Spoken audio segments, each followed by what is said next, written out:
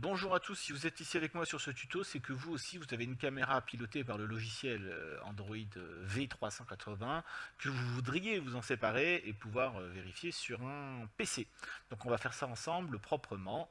Voilà, c'est parti. Alors, c'est pas très compliqué. En premier, il va falloir prendre donc votre application quand même V381, aller dans configuration IP statique. Elle doit être normalement en automatique. Voilà, donc automatique, vous la passez en manuel. Vous rentrez ces paramètres ici, en tout cas moi c'est pour la free. Par contre, vous mettez bien 192.168.0.88. Vous sauvegardez tout ça et vous redémarrez par contre, bien évidemment, votre caméra IP. Une fois que la caméra IP a bien redémarré, là, ça va pas être difficile. Vous allez maintenant, en fait, devoir aller sur votre PC, aller sur Google et démarrer et chercher le logiciel IPCam Viewer. Alors, je n'ai pas d'action chez eux, c'est juste que le logiciel correspond parfaitement pour faire passer la caméra sans V380. Voilà, vous téléchargez, c'est gratuit, cette version est gratuite, et une fois que le téléchargement est terminé, vous allez installer le logiciel. Vous verrez, il y en a certains qui font des tutos, déjà il n'y a pas de tuto en français, il y en a qui font des tutos en anglais.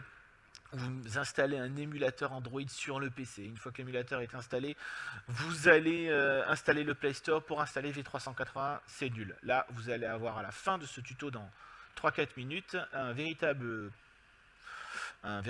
centre de surveillance sur le PC avec ces fameuses caméras qui théoriquement ne fonctionnent pas avec autre chose.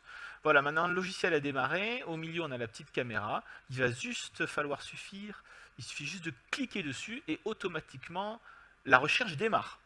Donc par contre, c'est vrai, ça peut durer un petit moment, mais tout d'un coup, forcément, ça va se débloquer. Il va voir apparaître, enfin, il est en train de faire tous les ports et toutes les adresses. Voilà, donc vous cochez la première, vous n'oubliez pas. Vous vérifiez bien qu'on est en 88-99 pour le port, parce que on est on vif et l'image apparaît à droite. Ce qui est bizarre, c'est que vous avez vu, si je tape le nom d'administrateur, nom d'utilisateur qui est moi admin et le mot de passe, je vérifie que mes identifiants sont bons de la caméra, l'image s'affiche. Par contre, si je déconnecte, que je ne mets pas d'identifiant, je vais même faire mieux, j'efface le mot de passe, j'efface mon utilisateur, je valide, je ne veux pas d'identifiant, donc en anonyme, et quand je check, eh ben ça fonctionne aussi. Donc côté sécurité et vie privée, ça laisse à désirer, mais là c'est pas le sujet.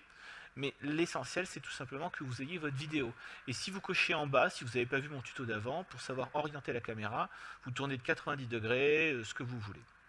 N'hésitez pas à liker cette vidéo si la vidéo vous a plu, puisque oui, effectivement, ce tuto est terminé. Voilà, on a l'image, je l'avais bien calé contre un mur avant. Donc j'espère que ça vous aura plu. Petit supplément, si vous avez plusieurs caméras, vous pouvez carrément cocher avec le logiciel, voilà ici, 1, 2, 3 ou 4 caméras. Sachant que moi, mon préféré c'est 3, parce que vous voyez le 4 ça fait un petit peu déformé, mais le 3 c'est impeccable. Voilà, donc n'hésitez pas, likez cette vidéo s'il vous plaît.